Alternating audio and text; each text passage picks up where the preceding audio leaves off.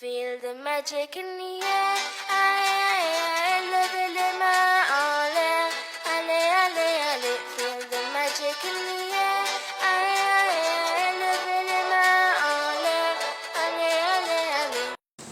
Bonjour, Nicolas Val-de-Saône.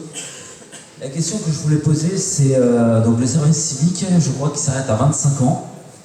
Ça. Et la question que je me pose, moi je suis jeune actif, je suis demandeur d'emploi.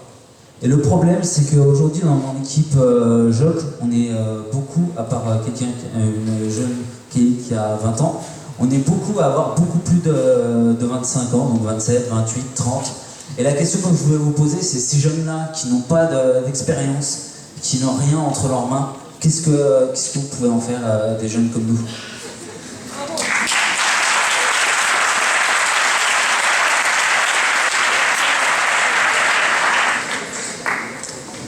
Moi, je trouve que, en fait, votre question, elle rejoint vraiment une réflexion qui est la mienne. C'est que, vous avez raison, il y a plein de dispositifs qui s'arrêtent en gros à 25 ans.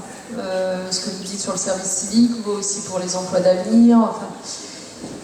Et de manière générale, on est contraint dans notre pays par cette histoire des seuils d'âge. Parce que pour plein de raisons, on considère qu'à partir de tel âge, nécessairement, le jeune est passé à telle situation, ce qui ne correspond pas à la réalité individuelle. Et moi, je l'ai annoncé il y a 2 mois, quand j'ai pris mes responsabilités, qui sont des responsabilités nouvelles, la jeunesse. J'ai dit que je voulais qu'on fasse une étude qu'on est en train de lancer ces jours-ci sur cette question des seuils d'âge de tous nos dispositifs. D'ailleurs, l'un d'entre vous, tout à l'heure, a parlé de la santé. C'est un peu le même type de question qui se pose. Qu'est-ce qui justifie qu'à un moment donné, on entre dans un dispositif plutôt qu'un autre, juste en fonction de son âge? Est-ce qu'on ne devrait pas plutôt caler ces différents dispositifs en fonction de la situation réelle des personnes? Et à partir du moment où le jeune, par exemple, est installé, est en emploi, il n'y a pas de raison qu'il continue à relever des mêmes règles qu'un jeune qui serait peut-être plus âgé, mais pas encore en emploi. Bon, et donc du coup, c'est vraiment une question pertinente pour moi. Je suis en train de passer en revue toutes les limites d'âge de nos dispositifs et de voir comment est-ce qu'on peut repousser certaines ou alors arrêter d'avoir des limites d'âge et considérer plutôt la situation des jeunes. C'est ça qui répondra le mieux à votre question. Et pour le reste, je voulais quand même vous demander, parce que vous avez une formation ou c'est quoi votre situation exactement? Merci. Donc moi en fait, j'ai pas du tout de formation, j'ai dû arrêter en début de seconde comptabilité. Et donc du coup après, je me suis retrouvé sans rien, à travailler en intérim, à droite à gauche, à faire des petits boulots, mais sans aucune formation vraiment bien réelle.